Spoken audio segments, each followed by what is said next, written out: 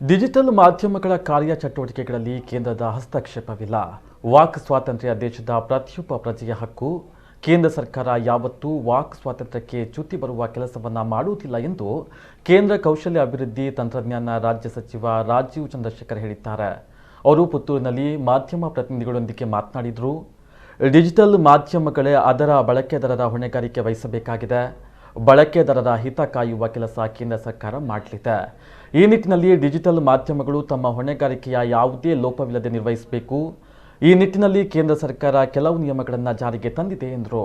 ಇನ್ನು ಬಳಕೆದಾರರ ಎಲ್ಲ ರೀತಿಯ ಬಳಕೆಗಳಿಗೂ ಡಿಜಿಟಲ್ ಮಾಧ್ಯಮಗಳೇ ಜವಾಬ್ದಾರಿಯನ್ನು ಹೊತ್ತುಕೊಳ್ಳಬೇಕು.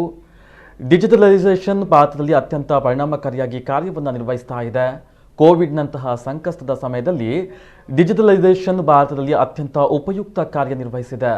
ಕೋವಿಡ್ ಸಂದರ್ಭದಲ್ಲಿ ಭಾರತದ ಆರ್ಥಿಕತೆ ನಿರ್ವಹಣೆಯಾಗಿದ್ದು ಇದೇ ಕಾರಣದಿಂದ ಎಂದರು.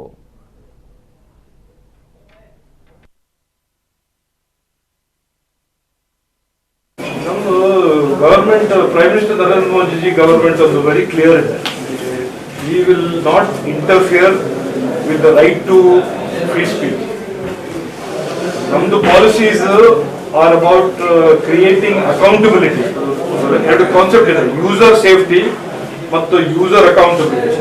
ಯೂಸರ್ ಅಕೌಂಟಬಿಲಿಟಿ ಯಾಕೆಂದ್ರೆ social media platforms must be responsible to the users that use that ಅಷ್ಟೇ. ಬೇರೆ ನಮ್ದು ಬೇರೆ ಏನು ಪಾಲಿಸಿ ಇಲ್ಲ. Our entire objective is user must be protected ಅಷ್ಟೇ. ಸರ್, ಸ್ಕಿಲ್ ಇಂಡಿಯಾ ಮತ್ತೆ ಡಿಜಿಟಲ್ ಇಂಡಿಯಾಕ್ಕೆ ಯಾವ ರೀತಿಯಾಗಿ ಪ್ರೋತ್ಸಾಹ ಕೊಡ್ತಾ ಇದ್ದೀರಿ?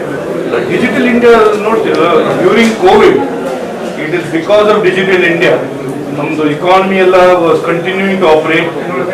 ಮತ್ತು ಈ ಪೋಸ್ಟ್ ಕೋವಿಡ್ ಇದರಲ್ಲಿ ಡಿಜಿಟಲೈಸೇಷನ್ ಎಲ್ಲ ಬಿಸ್ನೆಸ್ ಮೀಡಿಯಾ ಎಲ್ಲ ಬೇರೆ ಬೇರೆ ಎಲ್ಲ business will be fully or partly digitalised.